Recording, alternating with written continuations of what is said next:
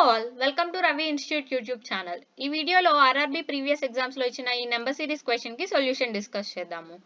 ఇక్కడ ఈ 2 numbers logic చూస్తే 14 కి +4 యాడ్ అయ్యి దాని నెక్స్ట్ నెంబర్ అనేది వచ్చింది. అండ్ ఇక్కడ మనకి +8 అనేది యాడ్ అయింది.